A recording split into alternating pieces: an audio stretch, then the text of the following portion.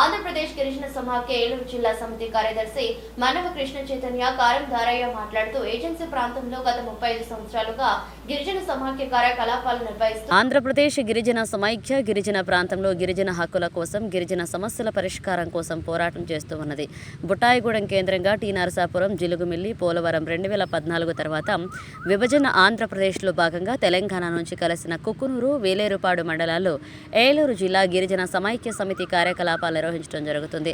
నిత్యం గిరిజన సమస్యల పరిష్కారం కోసం గిరిజనులతో మమేకమై సమావేశాలు జరపవలసిన అవసరం ఉంది. బహిరంగ ప్రదేశాలలో సమావేశం నిర్వహించడం కష్టతరంతో కూడుకుంది. కావున తహసీల్దార్ మా విజ్ఞాపనను పరిశీలించి జిల్లా కార్యాలయం ఏర్పాటుకు స్థలం కేటాయించి సహకరించాలని కోరారు. కార్యాలయంలో చూడెం దుర్గా, సూర్యచంద్రరావు, మునేశ్వరరావు పాల్గొన్నారు.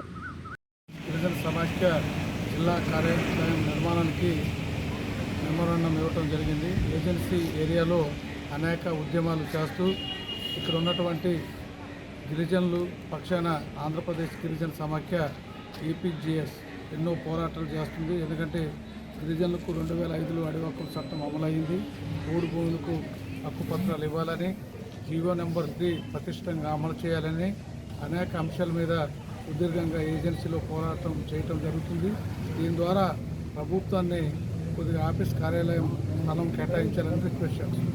ఈ కార్యక్రమాన్ని ఉద్దేశించి CPI జిల్లా కార్యదర్శి కృష్ణ చైతన్య గారు మాట్లాడారు. నమస్కారం. మన్నా కృష్ణ చైతన్య, భారత కమ్యూనిస్ట్ పార్టీ CPI ఏలూరు జిల్లా కార్యదర్శి. ఈరోజు ఏజెన్సీ ప్రాంతమైనటువంటి బుట్టాయిగూడెం మండలంలో గిరిజన సమాఖ్య కార్యాలయం నిర్మాణం చేయాలనేది, అట్లానే ఆ నిర్మాణం చేయడానికి కావాల్సిన స్థలం కేటాయించమని చెప్పి గిరిజన సమాఖ్య జిల్లా కార్యదర్శి కారం దారయ్య గారు అర్జీ పెట్టడం జరిగింది. అట్లానే ఏజెన్సీ ప్రాంతంలో అనేక చోట్ల భూములు ఉన్నాయి. పోడు భూములు చేసుకుంటా ఉన్నారు. అనేక చోట్ల పోడు భూములు చేసుకుంటున్నటువంటి గిరిజన ప్రజలు ఉన్నారు. వారికి పట్టాలు ఇవ్వడంలో కానీ, అట్లానే ఏజెన్సీ ప్రాంతంలో అనేక గ్రామాలకు సౌకర్యాలు, సదుపాయాలు కలగజేయడంలో కానీ ITDA ఉన్నా కానీ కన్నాపురంలో పూర్తిగా వెనకబడింది. కొన్ని గ్రామాలకు త్రాగునీటి సమస్య ఉంది, కొన్ని గ్రామాలకి రవాణా వ్యవస్థకి రోడ్లు సరిగ్గా లేవు. అట్లా అనేక ఇబ్బందులు కనపడతా ఉన్నాయి ఏజెన్సీ ప్రాంతం.